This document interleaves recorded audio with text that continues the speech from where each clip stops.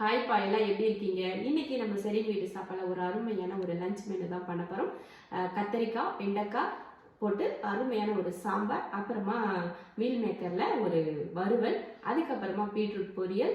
இதுதான் இன்னைக்கு நம்ம பண்ண போறோம். ரொம்ப சூப்பரான ஒரு லஞ்ச் மெனு. சொல்றதுக்கு சிம்பிளா இருந்தாலும் நம்ம அதெல்லாம் செஞ்சு நம்ம தட்டில் பரிமாறப்ப பார்த்தீங்கன்னா ரொம்ப கிராண்டான ஒரு லஞ்ச் மெனு மாதிரி தெரியும். அதுதான் இன்னைக்கு நம்ம கிச்சன்ல பண்ண போறோம். வாங்க இப்போ நம்ம சமையலை ஸ்டார்ட் பண்ணலாம். முதல்ல சோயா வறுவல் பண்ணுறதுக்கு சோயாவை சுடு தண்ணி கொதிக்க வச்சுருக்கேன். நல்லா கொதிக்க ஆரம்பிச்சிருச்சு தண்ணி, அதில் சேர்த்துக்கலாம். நான் ஒரு 100 கிராம் அளவுக்கு சோயா சேர்த்துக்கிறேன். இது நல்லா இப்போ அடுப்பை ஆஃப் பண்ணியாச்சு.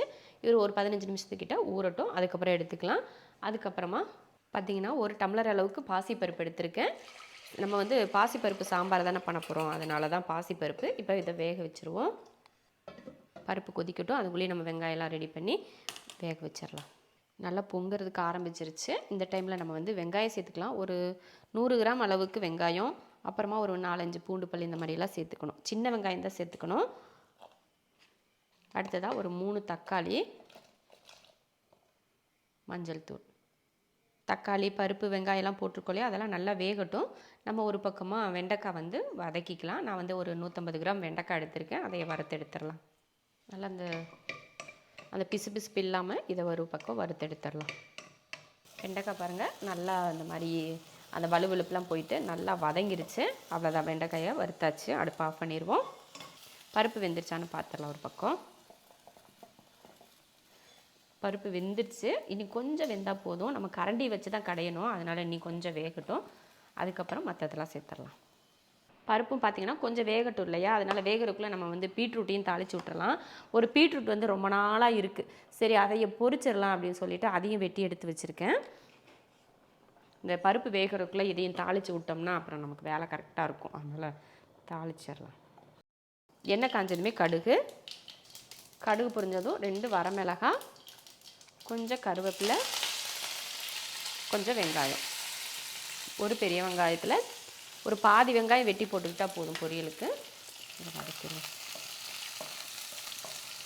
வெங்காயம் வதங்கினதுமே பீட்ரூட், நல்லா பெரிய பீட்ரூட் போல் நல்லா வெட்டவும் இவ்வளோ வந்திருக்கு பாருங்கள். தேவையான உப்பு, கொஞ்சம் தண்ணி ஊற்றிடலாம். நிறையவும் தண்ணி வேணாம், கொஞ்சம் ஊற்றிக்கிட்டால் போதும். கலந்து விட்டாச்சு. இப்போ இது வேகட்டும். இந்த பக்கம் பார்த்திங்கன்னா சாம்பாருக்கு நம்ம பருப்பு வேக வச்சுருந்தோலே அது நல்லா பாருங்கள் குலைவாக வெந்துருச்சு பாருங்கள். இந்த மாதிரி வெந்திருக்கணும். அப்போ இந்த தக்காளியெல்லாம் பார்த்திங்கன்னா இந்த மாதிரி லைட்டாக மசிச்சு விட்டுறணும். மசிச்சு விட்டால் போதும். வெங்காயம் கூட முழுசாகவும் இருக்கலாம், அப்புறமா கொஞ்சம் கரைஞ்சும் இருக்கும் பார்த்திங்களா, அந்த மாதிரி நல்லா இது போல் மசிச்சு விட்டாச்சு.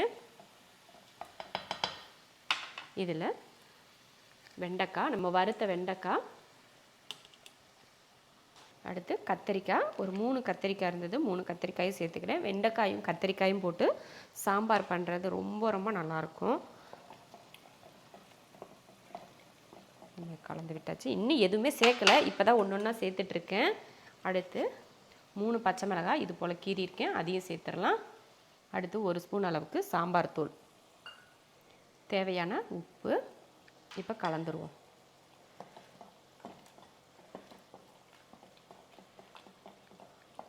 பார்த்திங்கன்னா இப்போ கெட்டியாக இருக்குது பார்த்திங்களா. இந்த டைமில் நம்ம கொஞ்சம் தண்ணி சேர்த்துக்கணும்.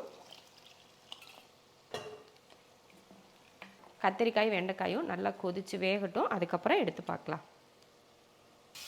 பொரியல் நல்லா தண்ணி வற்றி வெந்துருச்சு. இறக்குறதுக்கு முன்னாடி கொஞ்சம் தேங்காய் துருவல் தூவிட்டு இறக்கிடலாம். அவ்வளோதான். இப்போ அடுப்பு ஆஃப் பண்ணிடுவோம். சூப்பர், பீட்ரூட் பொரியலும் ரெடி.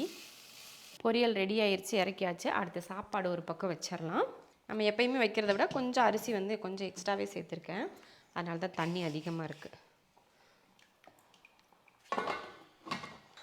சாப்பாடு ஒரு பக்கம் வச்சாச்சு. சாம்பார் என்னாச்சுன்னு பார்த்துடலாம். நல்லா கொதித்து வெந்துட்டுருக்கு. நம்ம இதில் புளி வேறு எதுவுமே சேர்க்க மாட்டோம், அவ்வளோதான். இதில் அடுத்து நம்ம இது வெந்துருச்சுன்னா தாளிக்கிறது மட்டும்தான்.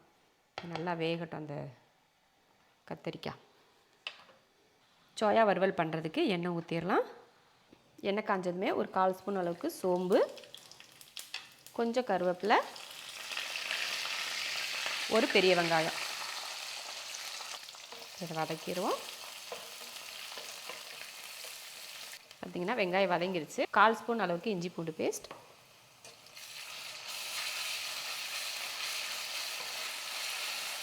அவ்வளோதான். வதக்குனதுக்கப்புறமா ஒரு தக்காளி,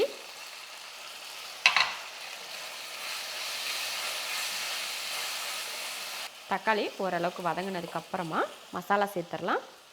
கொஞ்சம் மஞ்சள் தூள், ஒரு 1/2 ஸ்பூன் மல்லித்தூள், ஒரு 1/2 ஸ்பூன் மிளகாத்தூள், 1/4 ஸ்பூன் கரம் மசாலா தூள் சேர்த்து வதக்கிடுவோம். இதையும்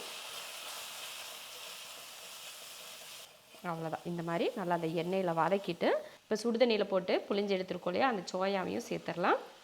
தேவையான உப்பு போட்டு கலந்துருவோம்.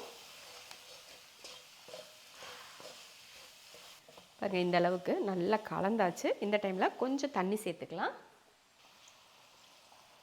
இந்த மசாலாவோட சேர்த்து சோயாவும் வேகட்டும். அதுக்காக கொஞ்சம் அதிகமாகலாம் வேணாம், கொஞ்சமாக ஊற்றிக்கிட்டால் போதும். அந்த மசால் வந்து சோயாவோட சேர்ந்து வேகிறதுக்காக மட்டும்தான். சோயா வந்து சீக்கிரமே வேகக்கூடியதான். ஏன்னா நம்ம ஏற்கனவே கொதிக்கிற தண்ணியில் தான் ஊற வச்சுருந்தோம் இல்லையா, அதனால் ரொம்ப நேரம்லாம் வேகணும்னு இல்லை, டக்குன்னு வெந்துடும். அந்த மசாலாவோட சேர்த்து இது வேகட்டும். பார்த்துக்குங்க, கத்திரிக்காய் வெண்டைக்காயெல்லாம் சூப்பராக வெந்து நல்லா ஒரு குழம்பு பக்குவத்துக்கு வந்துருச்சு. இப்போ இறக்கிடுவோம்.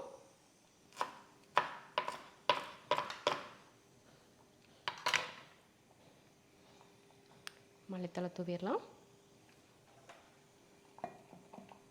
அவ்வளோதான், சாம்பார் சூப்பர் ரெடி ஆயிடுச்சு. இப்போ இறக்கி வச்சுருவோம். இறக்கிட்டு சாம்பார் தாளிச்சிடலாம். தாளிக்கிறதுக்கு எண்ணெய் காஞ்சதுமே கடுகு, கருவேப்பிலை, கொஞ்சமாக வெங்காயம் போட்டு தாளித்து நல்லா கலர் மாறிடுச்சு. இப்போ அடுப்பை ஆஃப் பண்ணிடுவோம். ஆஃப் பண்ணிவிட்டு சாம்பாரில் ஊற்றிடலாம்.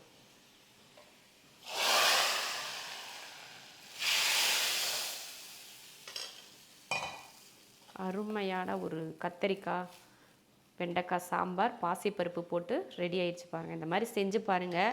உங்கள் வீட்டில் எல்லாருமே இந்த சாம்பாருக்கு அடிமையாகிடுவாங்க, அந்தளவுக்கு டேஸ்ட் இருக்கும். பார்த்திங்கன்னா நல்லா தண்ணியெல்லாம் வற்றிருச்சு. நல்லா இந்த மாதிரி மறுபடியும் அந்த தண்ணியெல்லாம் வற்றினதுக்கப்புறமும் நல்லா ஹை ஃப்ளேமில் வச்சு நல்லா அந்த மாதிரி வதக்கி விட்டிங்கன்னா இருக்கிற தண்ணி எல்லாமே வற்றிரும். இந்த மாதிரி இருக்கட்டும். நம்ம சாப்பிட்றப்ப பார்த்திங்கன்னா இன்னும் நல்லா ட்ரை ஆயிரும். அதனால் இதுக்கு மேலே எதுவும் பண்ண வேண்டாம். இப்போ கொஞ்சம் மல்லித்தலை தூவிடலாம். மல்லித்தலை தூவிட்டு கிளறி விட்டுருவோம். பாருங்கள், வறுக்க அந்த சோயாலாம் ஒன்று ஒன்று தனித்தனியாக வருது பார்த்திங்களா. ஆறும்போது சரியாக போயிடும். அவ்வளோதான், சோயா வறுவல் ரெடி. அடுப்பை ஆஃப் பண்ணிடுவோம். இப்போ எல்லாமே ரெடி. இப்போ பார்த்திங்கன்னா நான் சமையல் எல்லாமே முடிச்சிட்டேன். சாம்பார் கத்திரிக்காய் வெண்டைக்காய் போட்டு பாசிப்பருப்பு போட்ட சாம்பார், அப்புறம் இது வந்து சோயா வறுவல், இது பீட்ரூட் பொரியல், இது வந்து நேற்று செஞ்ச வெங்காய புளிக்குழம்பு கொஞ்சம் இருக்குது, அதை தனியாக எடுத்து வச்சுருக்கேன். அப்புறமா சாதம். இப்படி சூப்பரான ஒரு லஞ்ச் ரெடி ஆயிடுச்சு. அருமையான ஒரு லஞ்ச் வந்து செஞ்சாச்சு. அருமையாக நம்ம சோயா வறுவல், அதுக்கப்புறமா பார்த்தீங்கன்னா பீட்ரூட் பொரியல் பார்த்தீங்கன்னா இதுக்கு முன்னாடி நம்ம நிறைய போட்டிருக்கோம். இருந்தாலும் ஒரு காய் வீணாக போயிடக்கூடாது, ஒரு காய் இருந்துச்சு, அது வேஸ்ட் ஆயிடுமே அப்படின்னு சொல்லிட்டு சேர்த்து அதையும் பண்ணிட்டேன். அப்புறமா சாப்பாடு வச்சுட்டு கொஞ்சம் சாம்பார், இந்த மாதிரி பாசிப்பருப்பு போட்டு நீங்களாம் சாம்பார் வச்சிங்கன்னா அவ்வளோ அருமையாக இருக்கும். அதுவும் இந்த வெண்டைக்காய் சாம்பாருக்கு நீங்கள் பாசிப்பருப்பு போட்டு செஞ்சு பாருங்கள், ரொம்ப ரொம்ப அருமையாக இருக்கும். அதே சமயம் பாசிப்பருப்பு வந்து ரொம்ப குறைவாக வேக விடாமல் கொஞ்சம் ஒரு 3/4 பக்குவம் வேக வைக்கிறப்பவே அதை போட்டிங்கன்னா அந்த பருப்போடு சேர்ந்து தெரிகிறப்போ சாம்பார் வந்து ரொம்ப அருமையாக இருக்கும். இதே போல் நீங்களும் செஞ்சு பார்த்துட்டு எப்படி இருக்குன்னு சொல்லிட்டு கமெண்ட்டில் சொல்லுங்கள். பிடிச்சிருந்தா லைக் பண்ணிவிட்டு ஷேர் பண்ணிவிட்டு நம்ம ஷெரின் வீட்டு சாப்பாடு சேனலை சப்ஸ்கிரைப் பண்ணி வச்சுக்கோங்க. அப்போ தான் நான் போடுற வீடியோவோட நோட்டிஃபிகேஷன் உங்களுக்கு வரும். இப்போ நம்ம சாப்பிட போகலாம்.